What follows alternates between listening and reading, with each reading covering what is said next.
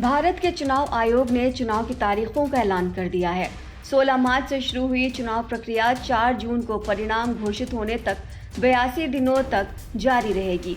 उत्तर में हिमालय से लेकर दक्षिण में हिंद महासागर तक, पूर्व की पहाड़ियों से लेकर पश्चिम में रेगिस्तान तक और दुनिया के सबसे बड़े शहरों से लेकर सबसे छोटे गांवों तक कुल अनुमानित 969 मिलियन मतदाता अपने मताधिकारों का प्रयोग करेंगे।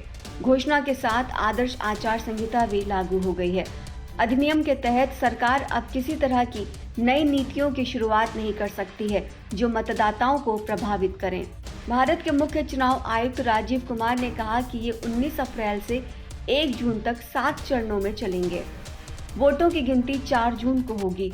आंध्र प्रदेश, अरुणाचल प्रदेश, ओडिशा और सिक्किम राज्यों के विधानसभा चुनाव भी राष्ट्रीय चुनावों के साथ ही होंगे। 19 अप्रैल के बाद अन्य मतदान तिथियां 26 अप्रैल, 7 मई, 13 मई, 20 मई और 25 मई, साथ ही 1 जून है।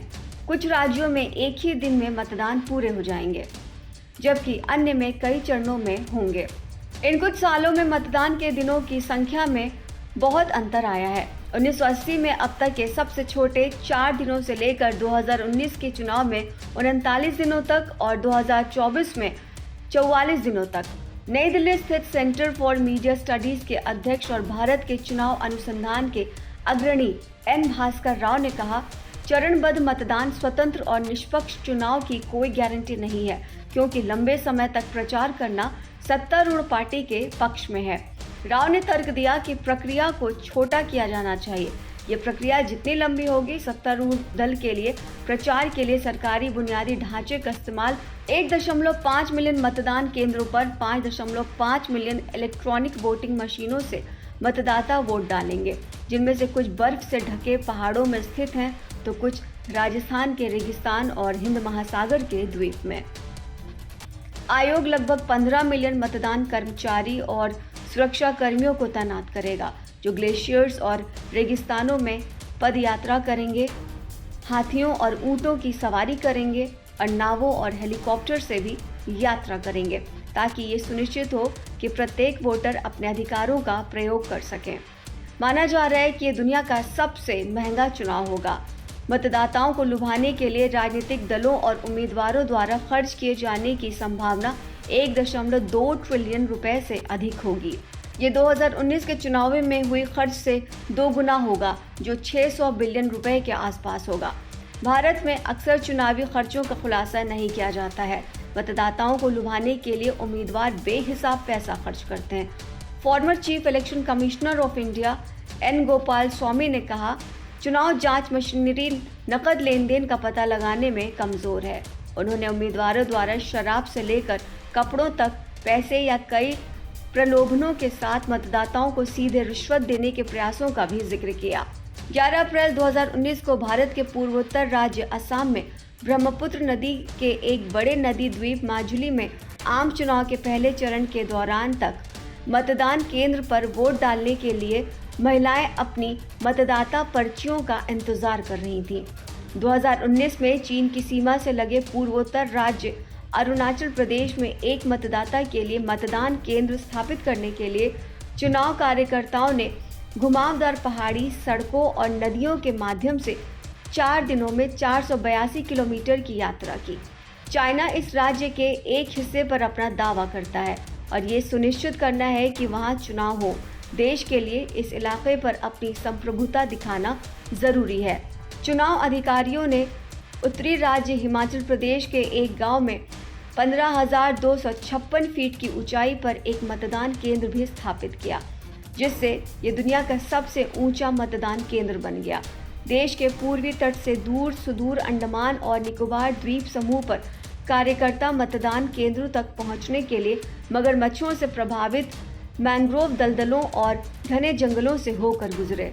ओडिशा की मलकानगिरी जिले में, जहां वामपंथी माओवादी लड़ाके भी मौजूद हैं, मतदान के बाद इलेक्ट्रॉनिक वोटिंग मशीनों को विद्रोहियों से बचाने के लिए मतदान कर्मचारी जंगलों और पहाड़ियों से होकर 15 किलोमीटर पैदल चले। खुफिया एजेंसियों ने उन्हें चेतावनी दी थी कि कारों का इस्तेमाल करने से वो आसानी से निशाना बन सकते थे। चुनाव आयोग के लिए आदर्श आचार संहिता का कार्यान्वयन चुनौतीपूर्ण हो गया है। 2019 में 7 राष्ट्रीय दलों, 43 राज्य दलों और 623 गैर मान्यता प्राप्त राजनीतिक दलों ने चुनाव में भाग लिया। जिन पार्टियों की राज्य विधायिका में महत्वपूर्ण उपस्थिति होती है, उन्हें राज्य पार्टियों के रूप में मान्यता दी जाती है। कई राज्यों में सार्थक उपस्थिति रखने वालों को राष्ट्रीय पार्टी का टैग मिलता है। 2019 में 36 पार्टियां लोकसभा में एक या अधिक सीटें जीतने में सक्षम थीं। कुल मिलाकर 3,441 निर्दलीय उम्मीदवारों सहित लगभग 8,054 उम्मीदवारों ने उन चुनावों में भाग लिया। 543 विजयी उम्मीदवारों में से 397 राष्ट्रीय दलों से थे, 136 राज्य दलों से थे, 6 गैर मान्यता प्राप्त दलों से थे और 4 स्वतंत्र थे। पिछले चुनाव में 912 मिलियन मजबूत मतदाताओं में से रिकॉर्ड 612 मिलियन लोगों ने वोट डाले थे, जो अब तक का सबसे अधिक 67.4% मतदान दर्ज किया हो गई है। 2019 में महिलाओं की भागीदारी भी ऐतिहासिक रूप से बढ़कर 67.18% हो गई।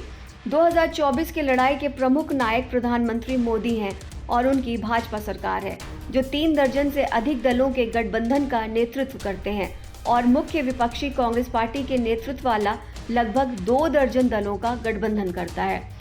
2019 में बीजेपी ने 303 सीटों के साथ प्रचंड जीत हासिल की थी। उसके गठबंधन के पास कुल 353 सीटें थीं। कांग्रेस पार्टी को 52 सीटें मिली और सहयोगियों के साथ 91 सीटें मिली। सर्वेक्षणों के अनुसार हाल की राज्य में जीतों के बाद वर्तमान में भाजपा शीर्ष स्थान पर है और उसे बहुमत मिलने की उम्मीद है। भारत के 28 राज्यों में से 12 पर अकेले भाजपा का नियंत्रण है, जबकि 3 राज्यों में कांग्रेस का। मोदी ने भाजपा के लिए 370 सीटों का लक्ष्य रखा है, जो 2019 से 67 अधिक है, और अपने गठबंधन को 400 सीटें पार करने का लक्ष्य रखा है। वो कार्यालय में तीसरा कार्यकाल चाह रहे हैं। आखिरी बार किसी पार्टी ने 1984 के चुनाव में 370 सीटों का आंकड़ा पार किया था। पूर्व प्रधानमंत्री इंदिरा गांधी की हत्या के बाद कांग्रेस पार्टी ने 414 सीटें जीती। अगर मोदी जीतते हैं और 5 साल पूरे करते हैं तो वह भारतीय इतिहास में तीसरे सबसे लंबे समय तक सेवा करने वाले प्रधानमंत्री होंगे। देश के पहले प्रधानमंत्री जवाहरलाल नेहरू ने लगातार लगभग 16 साल और 9 महीने तक शासन किया, जबकि इंदिरा गांधी ने कुल मिलाकर लगभग 15 साल और 11 महीने तक शासन किया था।